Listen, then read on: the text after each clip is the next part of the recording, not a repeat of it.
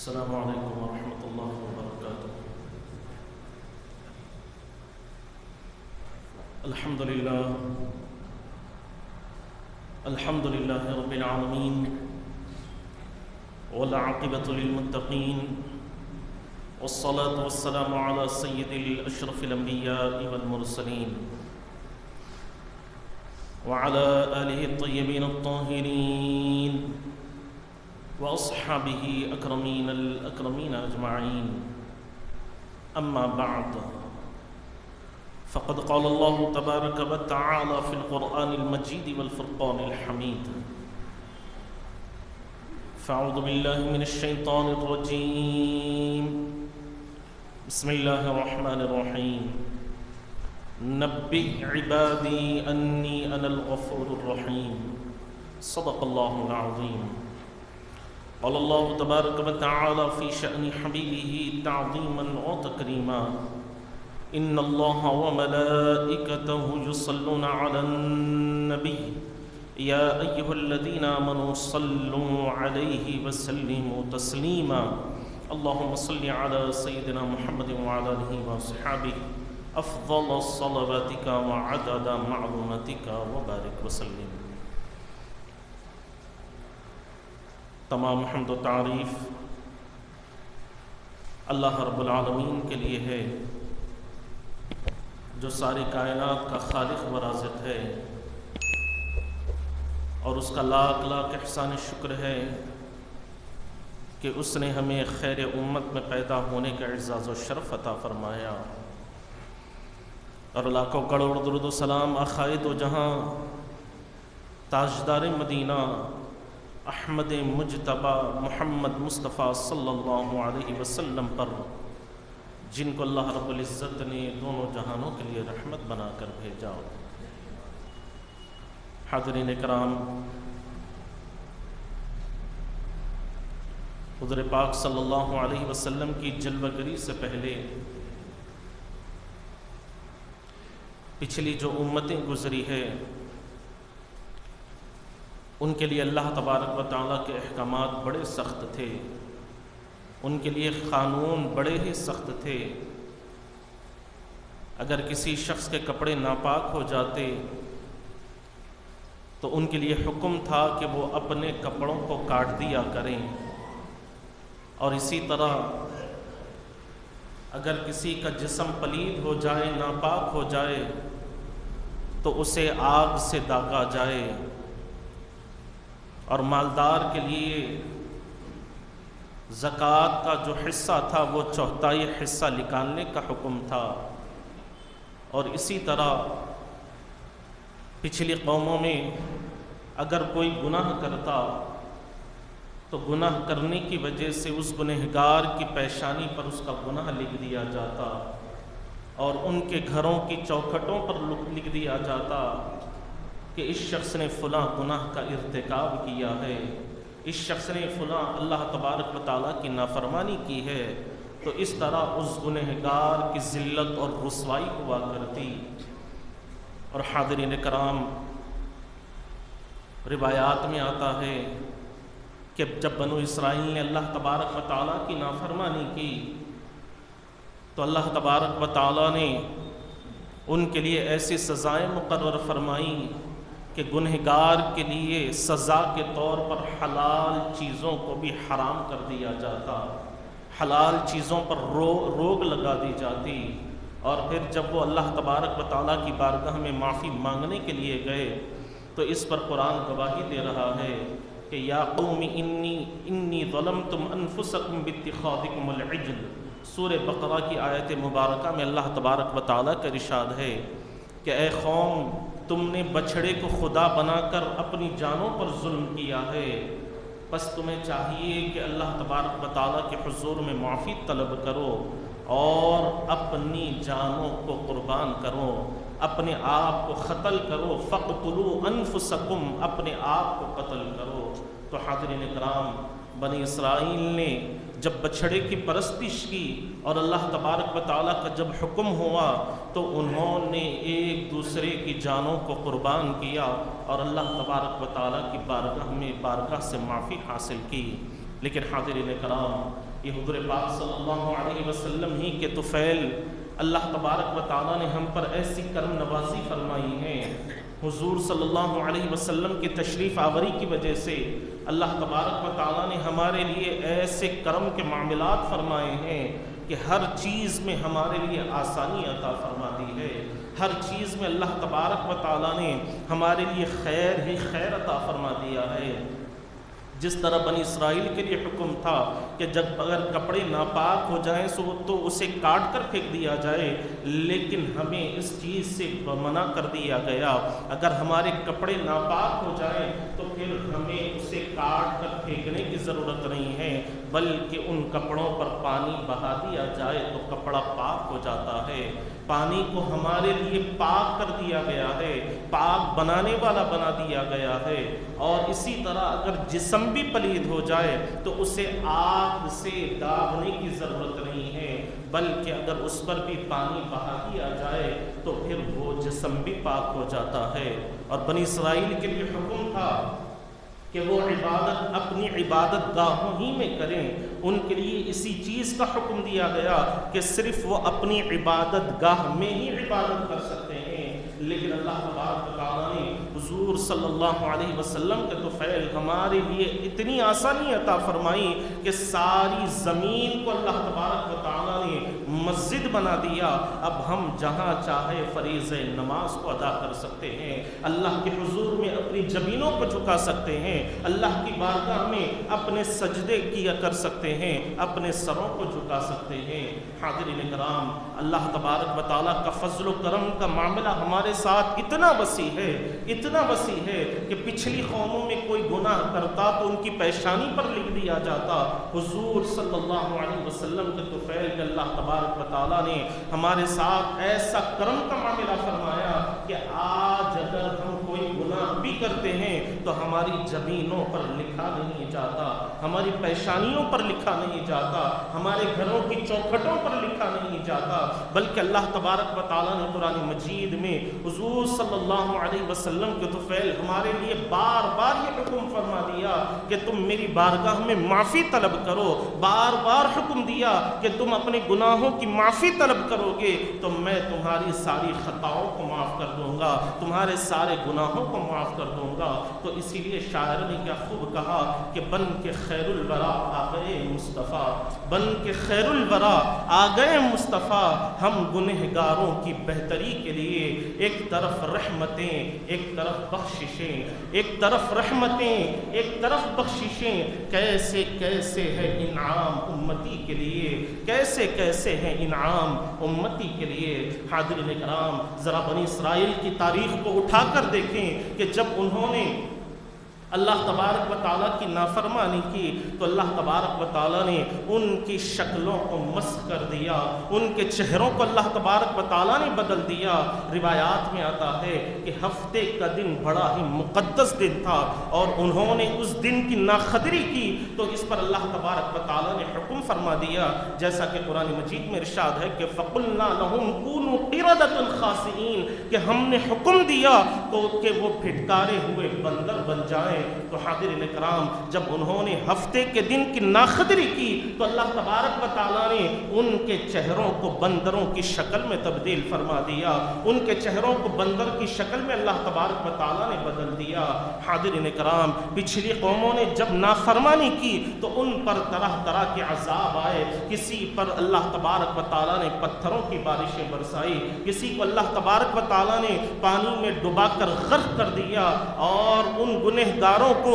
ان مجرموں کو طرح طرح کی مصیبتوں میں، طرح طرح کی اذیتوں میں اللہ تبارک و تعالیٰ نے انہیں مبتلا فرما دیا۔ لیکن حاضرین کرام، حضور پاک صلی اللہ علیہ وسلم کی تشریف آوری کی برکت کا معاملہ یہ ہے کہ حضور صلی اللہ علیہ وسلم کی تشریف آوری سے لے کر صبح قیامت تک اب اس امت پر ایسا کوئی عذاب نہیں آئے گا، ان پر پتھروں کی بارشیں نہیں ہوں گی، ان پر اللہ تبارک و تعالیٰ آسمان آسمان سے بجلیوں کو نازل نہیں فرمائے گا، انہیں پانی میں غرقاب نہیں کیا جائے گا۔ کیوں؟ اس کی وجہ قرآن مجید میں ارشاد ہوتی ہے کہ ما کان اللہ لیعذبہم وانت فیہم، کہ اللہ تبارک و تعالی ان پر عذاب نازل نہیں فرمائے گا، ان پر عذاب نہیں دے گا، اس لیے کہ اے محبوب جب تک آپ ان میں تشریف فرما ہو ہم ان پر کوئی عذاب کو نازل نہیں فرمائیں گے، انہیں کسی قسم کے عذاب میں مبتلا نہیں کریں گے۔ اور پھر اللہ کی رحمت کا معاملہ یہ ہے کہ قرآن کہہ رہا ہے کہ نبی عبادی انی انا الغفور الرحیم، کہ اے محبوب صلی اللہ علیہ وسلم آپ میرے بندوں سے فرما دیجئے کہ میں بڑا ہی بخشنے والا ہوں، بڑا ہی رحم کرنے والا ہوں۔ اور ایک مقام پر حضور کے صدقے یہ اعلان فرما دیا گیا کہ قل یا عبادی الذین اسرفوا علی انفسہم لا تقنطوا من رحمت اللہ، کہ محبوب آپ اپنے بندوں سے فرما دیجئے، اپنے امتیوں سے فرما دیجئے کہ جنہوں نے اپنی جانوں پر زیادتی کی ہے اللہ کی رحمت سے مایوس مت ہونا۔ ان اللہ یغفر الذنوب جميعا، کہ بے شک اللہ تبارک و تعالی تمام گناہوں کو معاف کرنے والا ہے، تمام کی خطاؤں کو معاف کرنے والا ہے۔ حاضرین کرام، اللہ تبارک و تعالی کے ہم پر بے انتہا اللہ تبارک و تعالیٰ کے ہم پر احسانات ہے، فضل و کرم ہے، اور یہ تمام چیزیں حضور پاک صلی اللہ علیہ وسلم ہی کے طفیل اللہ تبارک و تعالیٰ نے ہمیں عطا فرمائی ہے۔ اور جیسا کہ احادیث مبارکہ میں آتا ہے کہ اللہ تبارک و تعالیٰ ارشاد فرماتے ہیں کہ اے بندے تو جب تک مجھ سے معافی طلب کرتا رہے گا میں تیرے گناہوں کو معاف کرتا رہوں گا، جب تک تو مجھ سے اپنی خطاؤں کی معافی مانگتا رہے گا میں تجھے بخشش عطا کرتا رہوں گا۔ مجھے پرواہ نہیں اگر تو آسمان کی بلندیوں کی طرح بھی میری بارگاہ میں گناہ لے کر آئے اور معافی طلب کرے تو میں اس کی بھی پرواہ نہیں کرتا، میں تیرے گناہ کو معاف کر دوں گا۔ اگر تو ساری روئے زمین کے برابر بھی میری بارگاہ میں گناہ لے کر آئے اور مجھ سے معافی طلب کرے تو تب بھی میں تجھے معاف کرنے کے لیے تیار ہوں، میں تیری ساری خطاؤں کو معاف فرما دوں گا۔ حاضرین کرام، روایات میں آتا ہے حضرت عامر رضی اللہ عنہ روایت فرماتے ہیں کہ حضور پاک صلی اللہ علیہ وسلم کی بارگاہ میں ایک شخص حاضر ہوا جس پر ایک کمبل مبارک پڑی ہوئی تھی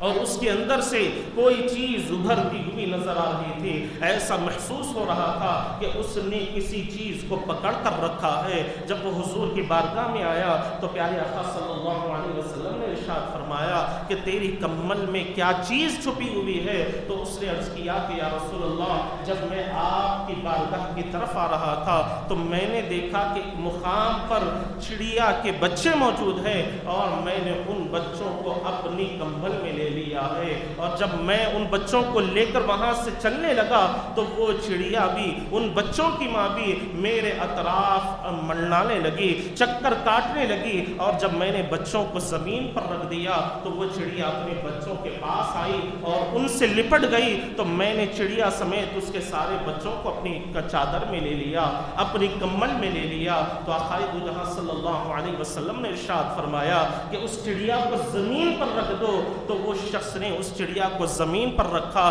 تو کیا منظر ہے کہ ابھی بھی وہ چڑیا، اس وقت بھی وہ چڑیا اپنے بچوں کو لپٹی ہوئی ہے، اپنے بچوں کے ساتھ چمٹی ہوئی ہے۔ جب صحابہ کرام یہ منظر دیکھ رہے تھے تو حضور پاک صلی اللہ علیہ وسلم نے ارشاد فرمایا کیا تم اس بات سے تعجب میں ہو کہ چڑیا ابھی بھی اپنے بچوں کے ساتھ چمٹی ہوئی ہے؟ کیا تم اس بات سے حیرت زدہ ہو کہ یہ بے زبان جانور بھی اپنے بچوں سے اس قدر محبت کرتے ہیں، اپنے بچوں کے ساتھ اتنا پیار کرتے ہیں اور انہیں اپنی جان سے زیادہ عزیز سمجھتے ہیں؟ اس پر پھر حضور پاک صلی اللہ علیہ وسلم نے ارشاد فرمایا کہ قسم ہے مجھے اس ذات کی جس نے مجھے حق کے ساتھ مبعوث فرمایا ہے، اللہ تبارک و تعالی اس چڑیا جو اپنے بچوں سے محبت کر رہی ہے اس سے زیادہ اللہ تبارک و تعالی اپنے بندوں سے محبت فرماتے ہیں، اس سے زیادہ اللہ تبارک و تعالی اپنے بندوں کے ساتھ فضل و احسان کا معاملہ فرماتے ہیں۔ اور حاضرین کرام، روایات میں آتا ہے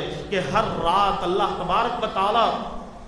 اپنا دست رحمت پھیلائے ہوئے یہ اعلان فرماتے ہیں کہ ہے کوئی مجھ سے اپنے گناہوں کی معافی طلب کرنے والا کہ میں اس کے سارے گناہوں کو معاف فرما دوں. اور جب دن آتا ہے تو سارا دن بھی اللہ تبارک و تعالیٰ اپنے دست رحمت کو پھیلائے ہوئے یہی اعلان فرما رہے ہیں کہ ہے کوئی مجھ سے اپنے گناہوں کی بخشش طلب کرنے والا. تو حاضرین کرام، اس روایت سے معلوم ہو رہا ہے کہ اللہ تبارک و تعالیٰ کی رحمت ہر وقت ہمارے ساتھ موجود ہے. اللہ تبارک و تعالیٰ کی رحمت ہر جگہ پھیلی ہوئی ہے، اور اللہ تبارک و تعالیٰ اعلان کر رہے ہیں کہ اے دن کے گناہ کرنے والے آ میری بارگاہ میں واپس لوٹا. اے رات کے گناہ کرنے والے میری بارگاہ میں آ کر اپنی گناہوں کی معافی طلب کر، تو میں تیرے سارے گناہوں کو معاف فرما دوں گا، میں تیری ساری خطاؤں کو معاف فرما دوں گا. حاضرین کرام، پیارے آقا صلی اللہ علیہ وسلم کے صدقے طفیل میں اللہ تبارک و تعالیٰ نے ہم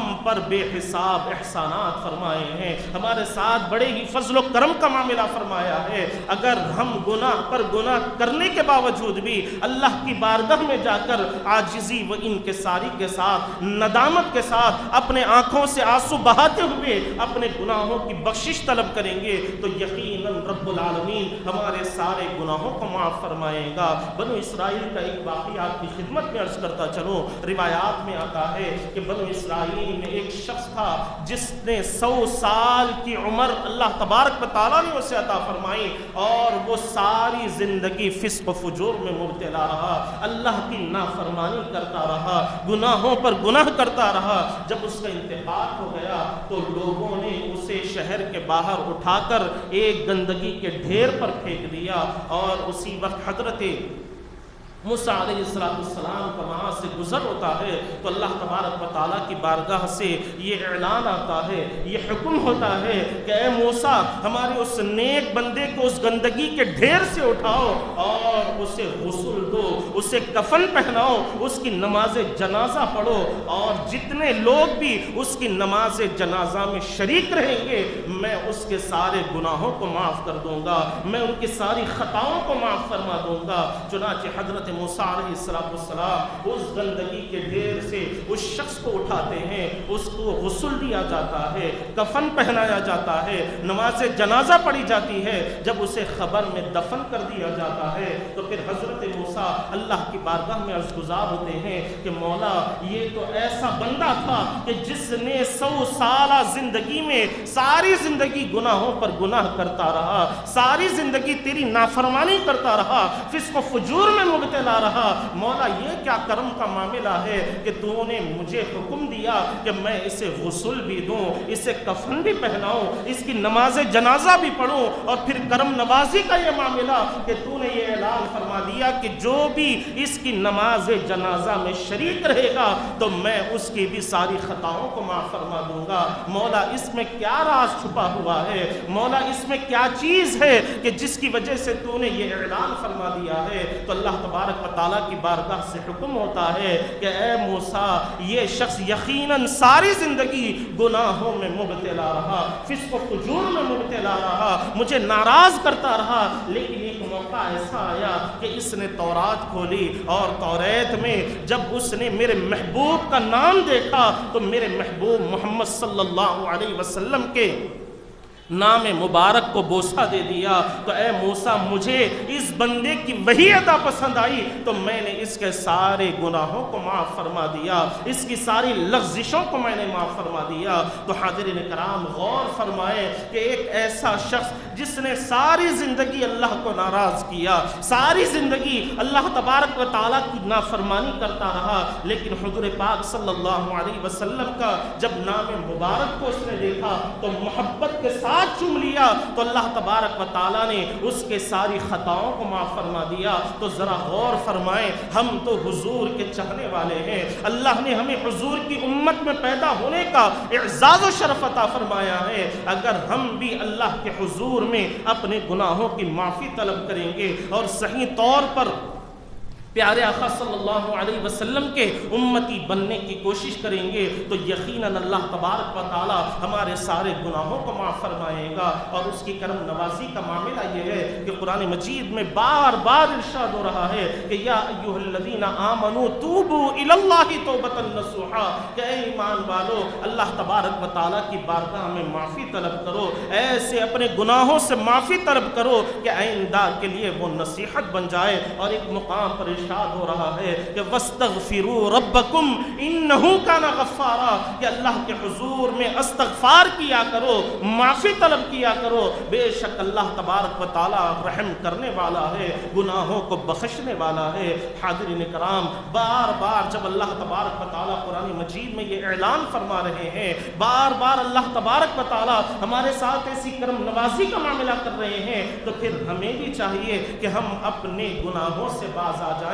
اپنی غفلتوں سے باز آ جائیں، اپنے آنکھوں پر جو گناہوں کے غفلت کے پردے پڑے ہوئے ہیں ان پردوں کو اٹھا لیں اور اللہ کے حضور میں آ کر اپنی جبینوں کو جھکا لیں گے تو یقیناً اللہ تبارک و تعالی ہمارے سارے گناہوں کو معاف فرمائے گا۔ اور ہمیں چاہیے کہ جیسا کہ حضور پاک صلی اللہ علیہ وسلم نے فرمایا کہ التائب من الذنب کمن لا ذنب لہ، کہ گناہوں سے توبہ کرنے والا ایسا ہے کہ جیسا کہ پھر اس نے کوئی گناہ کیا ہی نہیں ہے، اس سے کوئی خطا ہوئی ہی نہیں ہے۔ تو ایسی توبہ اللہ تبارک و تعالیٰ کی بارگاہ میں کریں، ایسی نہ کہ ایک مرتبہ توبہ کر لی پھر گناہ میں مبتلا ہو گئے، پھر توبہ کر لی پھر گناہ میں مبتلا ہو گئے، ایسی توبہ نہیں، بلکہ ایسی توبہ ہمیں کرنی چاہیے کہ پھر دوبارہ اس گناہ کی طرف ہمارا دل مائل ہونے نہیں پائے، اس گناہ کی طرف ہماری توجہ ہونے نہیں پائے۔ اور حاضرین کرام، اس کے لیے سب سے بہترین طریقہ یہ ہے کہ روزانہ ہم استغفار کا اہتمام کیا کریں۔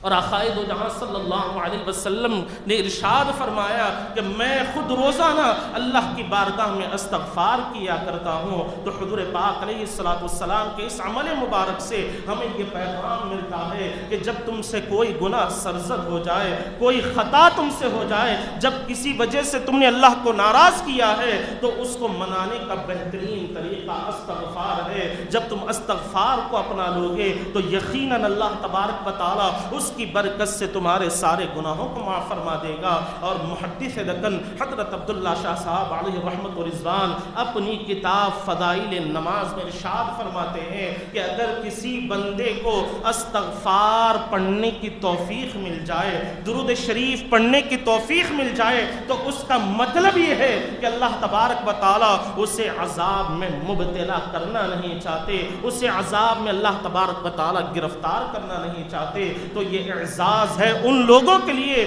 جو روزانہ استغفار کا اہتمام کرتے ہیں، روزانہ درود شریف کا اہتمام کرتے ہیں۔ تو حاضرین کرام، آج کے بیان کا خلاصہ کلام یہی ہے کہ ہم اپنے گناہوں کی اللہ کے حضور میں معافی طلب کریں اور کثرت کے ساتھ استغفار کا اہتمام کریں، درود شریف کا اہتمام کریں گے تو یقیناً اللہ تبارک و تعالیٰ اور اس کی برکت سے ہمارے سارے گناہوں کو معاف فرما دے گا، ہماری ساری خطاؤں کو اللہ تبارک و تعالیٰ معاف فرما دے گا۔ اور جب بندہ استغفار اور درود شریف کو اپنے اوپر لازم کر لیتا ہے، روزانہ پابندی کے ساتھ پڑھنے کی عادت بنا لیتا ہے، تو پھر اللہ تبارک و تعالیٰ اس پر اپنی رحمتوں کی بارشیں برساتے ہیں، اس کے رزق میں برکت دے دی جاتی ہے، اس کے عمر میں اللہ تبارک و تعالیٰ برکت عطا فرما دیتے ہیں، اس کے چہرے پر اللہ تبارک و تعالیٰ ایک قسم کے خاص نور کو ظاہر فرما دیتے ہیں، اور بھی بے شمار نعمتوں سے اللہ تبارک و تعالیٰ اس بندے کو مالا مال فرماتے ہیں۔ تو حاضرین کرام، میری آپ تمام حضرات کی بارگاہ میں یہی گزارش ہے کہ روزانہ کم سے کم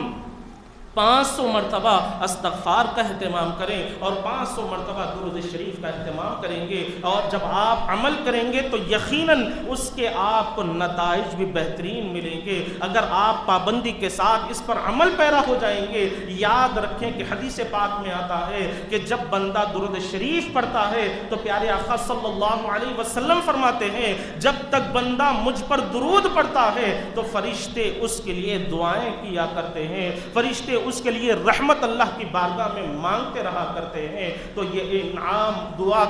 درود شریف پڑھنے والوں کے لیے ہے۔ اور استغفار ایسی عظیم الشان نعمت ہے کہ اللہ تبارک و تعالیٰ نے قرآن مجید میں انبیاء اکرام کو فرمایا ہے۔ آپ قرآن مجید کو اٹھا کر دیکھیں گے تو قرآن خود گواہی دے رہا ہے کہ وَبِالْأَسْحَارِ هُمْ يَسْتَغْفِرُونَ، کہ آپ رات میں اٹھ کر استغفار کیا کریں۔ جب فتح مکہ کا موقع آتا ہے تو اللہ تبارک و تعالیٰ اپنے محبوب سے فرما رہے ہیں کہ فَسَبِّحْ بِحَمْدِ رَبِّكَ وَاسْتَغْفِرْ إِنَّهُ كَانَ تَوَّابًا۔ تو حاضرین اکرام، درود شریف اور استغفار اللہ تبارک و تعالیٰ کی عظیم الشان نعمت ہے، تو ہمیں چاہیے ہم روزانہ اس کا پڑھنے کی عادت بنا لیں، اس کا ورد کرنے کے عادی ہو جائیں گے تو یقیناً اللہ تبارک و تعالیٰ بے شمار رحمتوں سے مالا مال فرمائے گا، اور اس پڑھنے کی برکت سے اللہ تبارک و تعالیٰ سارے گناہوں کو بھی معاف فرمائے گا، ساری لغزشوں کو معاف فرمائے گا، اور پھر وہ چیز بھی دور نہیں، یہ بات بھی دور نہیں کہ اللہ تبارک و تعالیٰ